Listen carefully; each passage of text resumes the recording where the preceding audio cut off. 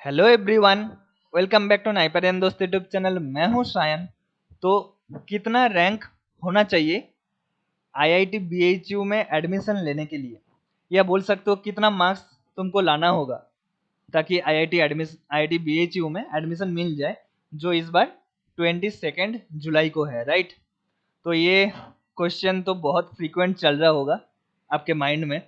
तो कोई आइडिया दे दो, लास्ट ईयर का मार्क्स दिखा दो, लास्ट ईयर कितना रैंक तक गया था दिखा दो, ताकि एक पता चल जाए, कितना मोटा मोटा का आइडिया लग जाए, राइट। तो वही दिखाने वाला हूँ मैं इस वीडियो में।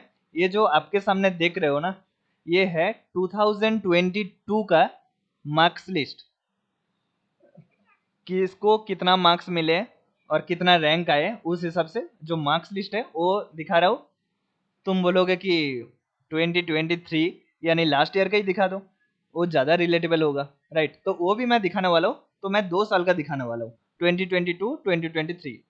तो मोटा मोटे का आइडिया लग जाएगा तुमको। तो चलो 2022 का पहले दिखा देते हैं। तो इसमें आप देख पा रहे हो कि जो टॉप रैंकर है आईआईटी बीएचयू एग्जाम में, ऑल इंडिया रैंक 1 निधि वर्मा। तो इनके स्कोर थे, जीपेट स्कोर 207 थे। और जैसा 2022 तुमको पता होगा कि 207, तुम सुनने के बाद बोलोगे 207 तो रैंक आया होगा 2-3 हज़ार आना चाहिए। तो मैं बताऊं कि ये जीपेट स्कोर 207 है और रैंक देखो 204, क्योंकि 2022 में जनरल के काट ऑफ गया था 150 से भी नीचे, 148 149 आई थिंक। तो मार्क्स ऑब्टेंड हुआ है जो टॉप रैंकर थे आईआईटी बीएचयू एग्जाम में, तो उनके मार्क्स 77, ठीक है। तो ये था फर्स्ट रैंक। फिर रेहान आफ्ताब हमदुल्ला सेकंड रैंक। तो ये आप सबको पता होगा क्योंकि ये अभी नाइपर मोहाली में है। IIT BHU all India rank second होने के बाद भी ये आईआईटी छोड़ दिए, फिर नाइपर ज्वाइन किए। और क्योंकि इसके नाइपर के रैंक थे ऑल इंडिया रैंक 1 और जीपेट में ऑल इंडिया रैंक 4। तो इनके भी मार्क्स 76 थे। तो जो भी हो, अभी ये है जनरल, देख पा रहे हो जनरल कैटेगरी भी लिखा हुआ है, ओबीसी है, general, OBC, WS. 2023 last time का अगर बात करूं तो अलग सेपरेट लिस्ट निकाला गया था हर एक कैटेगरी के लिए, मैं दिखाने वाला हूँ।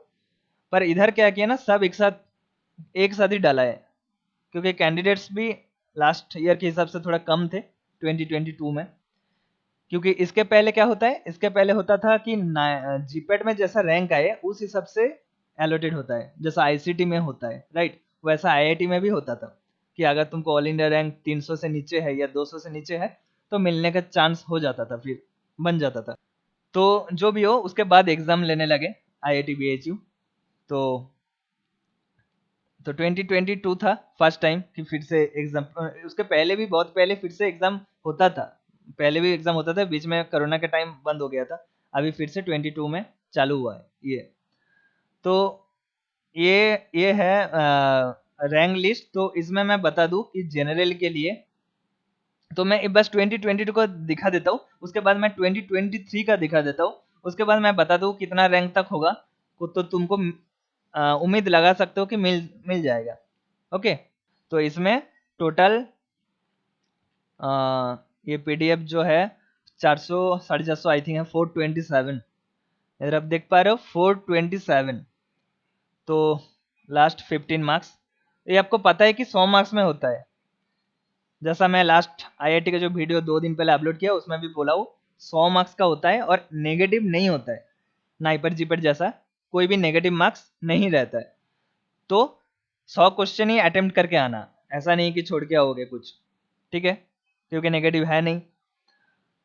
उसके बाद अभी मैं दिखा देता हूँ 2023 का। तो ये आप देख पा रहे हो 2023 के लिए, मतलब लास्ट ईयर आईआईटी बीएचयू का मार्क्स लिस्ट। तो ये मैं थोड़ा जूम आउट कर लेता हूँ। हाँ, देख पा रहे हो अभी। तो इधर ऑल इंडिया रैंक 1 का जो मतलब हाईएस्ट मार्क्स आया वो है 83, जबकि 2023 में कितना आए, सॉरी 2022 में कितना आए थे, 78, राइट। तो लास्ट बार 83 गया है हाईएस्ट मार्क्स, शुभ्र प्रसाद चक्रवर्ती। और इंटरेस्टिंग बातें ये है कि ये जो शुभ्र प्रसाद चक्रवर्ती है, ये भी आईआईटी छोड़ के नाइपर मोहाली ज्वाइन किए। ठीक है, तो तुमको ऐसा बहुत सारे कैंडिडेट मिल जाएगा नाइपर मोहाली, नाइपर को हैदराबाद में, कि जो आईआईटी मिल गया। जैसा ये सेकेंड वाला रैंक प्रीतम रॉय, ठीक है, ये भी आईआईटी छोड़ दिए, ये अभी जादवपुर यूनिवर्सिटी है कोलकाता में, तो उसमें ज्वाइन किए। तो 78 है मार्क्स। तो टॉप जो दो रैंकर है ना, वही आईआईटी छोड़ के दूसरे जगह में एडमिशन ले लिए। तो बहुत सारे ऐसा मिल जाएगा, उसके बाद तो मिलेगा ही आपको। हैदराबाद मोहाली में बहुत सारे हैं जो आईआईटी मिला भी था और पसंद की डिपार्टमेंट मिला है, सब्जेक्ट मिला है, फिर भी छोड़ के आए, फिर नाइपर में ज्वाइन किए। तो जो भी हो, थिंग्स अपार्ट कि अभी ये है हाईएस्ट मार्क्स, और इसमें ये है जनरल के लिस्ट। ठीक है, ये जनरल के लिस्ट आप देख पा रहे हो इधर, रिजल्ट डिटेल जनरल। तो ऐसा ईडब्ल्यूएस का अलग सीट, अलग चार्ट दिया हुआ है, ओबीसी का अलग है। ये जो है मतलब आईआईटी का एग्जाम कैसे देना है और कैसे क्या बोलता है ना, एग्जाम डिटेल्स एंड ऑल। तो अगर शुभ्रा के साथ मेरा बात होता है, मैं उसको बोला भी हूँ, कहीं उसके साथ में एक क्या बोलता है ना, मोटिवेशनल वीडियो जो भी हो बना दूंगा, तो देख सकते हो कि उसके एक्सपीरियंस जो भी हो, क्यों ज्वाइन किया। तो वीडियो आगे जाके मैं अपलोड करूंगा, तो देख लेना उधर। ठीक है, तो उसके बाद मैं दिखा दूँ इसमें कि कितना रैंक तक हो सकता है। तो देखो, अभी ये जो लिस्ट गया था ना फर्स्ट फेज में, इधर 12 तक, ऑलमोस्ट 12-13 तक गया था फर्स्ट काउंसलिंग तक। उसके बाद बंद हो गया जनरल के लिए। मैं चारों सब्जेक्ट का बात कर रहा हूँ, और लास्ट में जो है कोगोनो से मिला था, तो 12-13 जो रैंक थे। उसके बाद फिर नाइपर काउंसलिंग हुआ है, क्योंकि हर बार क्या होता है ना, हर बार मतलब 2 साल ही तो आईआईटी का एग्जाम हो रहा है। तो 2 साल में ही क्या हुआ है, आईआईटी का एग्जाम हो गया, काउंसलिंग हो गया, उसके बाद नाइपर का काउंसलिंग हुआ है। तो बहुत सारे स्टूडेंट्स, जैसा ये दोनों की बात कर लेता हूँ, पहले सपोज काउंसलिंग कर लिए, उसके बाद नाइपर ज्वाइन कर गए, तो सीट तो वैकेंट हो गया ना।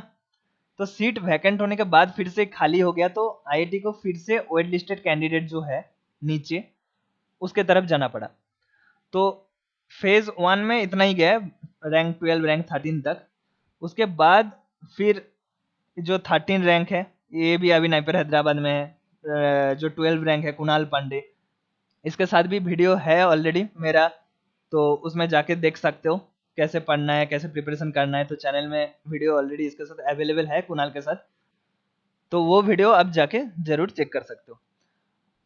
तो उसके बाद जब फेज 2 हुआ है, तो ये जो कैंडिडेट है अरित्रिक सासमॉल, इसको केमिस्ट्री मिला था आईआईटी में।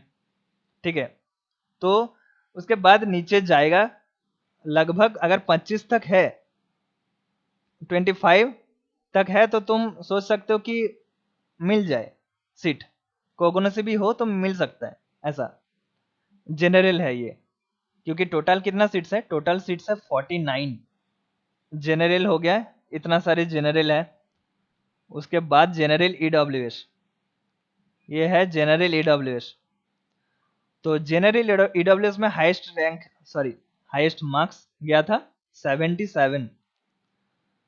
तो उसके बाद कितना है ईडब्ल्यूएस में, कितना करना है, तो तुम इधर देख सकते हो कि लगभग अगर 20 तक करोगे, ठीक है, 20 तक होगा, तो इतना तक तो उम्मीद लगा सकते हो कि मिल जाए, कुछ ना कुछ सब्जेक्ट मिल जाए। अगर तुम्हारा रैंक जनरल ईडब्ल्यूएस में, ये ईडब्ल्यूएस का रैंक है, ठीक है, उसके साथ कंफ्यूज मत होना। जो नाइपर में ऑल इंडिया रैंक होता है, उसमें कैटेगरी रैंक बोल के कुछ नहीं होता है, उसमें जनरल रैंक निकलता है जो सारे कैटेगरी के लिए। ठीक है, कैटेगरी रैंक अलग से नहीं निकलता है, इसमें ये अलग से कैटेगरी का लिस्ट है। तो इसका मतलब है ये जो 1 है ना, ये जनरल ईडब्ल्यूएस में 1 है रैंक, और जनरल में रैंक कितना है वो नहीं पता है, वो ओवरऑल नहीं निकला है। जैसा 2022 में लास्ट ईयर जैसा आईआईटी जनरल रैंक निकला था, पर लास्ट टाइम ये कैटेगरी वाइज रैंक निकला है, और जनरल के लिए अलग रैंक निकला है, जो ओनली जनरल है, नॉट कमिंग अंडर ईडब्ल्यूएस और ओबीसी एससी एसटी। ठीक है, क्योंकि ये कैटेगरी रैंक और ये जनरल रैंक लेके बहुत कंफ्यूजन होता है स्टूडेंट के बीच में, तो इसलिए मैं क्लैरिफाई कर दिया। तो ये इसका भी बोल दिया, और फिर ओबीसी का भी दिखा देता हूँ। तो कितना 180 अभी तक चल रहा है ईडब्ल्यूएस। यस, तो 216 स्टूडेंट टोटल थे जो जनरल ईडब्ल्यूएस का अंडर थे। उसके बाद ओबीसी एनसीएल, ठीक है, तो इसमें भी हाईएस्ट मार्क्स कितना है 78। तो इसमें भी तुम समझ के चलो ओबीसी का थोड़ा ज़्यादा रहता है, क्योंकि 27% रिजर्वेशन रहता है, राइट। तो क्योंकि ईडब्ल्यूएस इतना नहीं होता है, क्योंकि 10% है, राइट, तुमको पता होगा 10% रिजर्वेशन रहता है ईडब्ल्यूएस के लिए।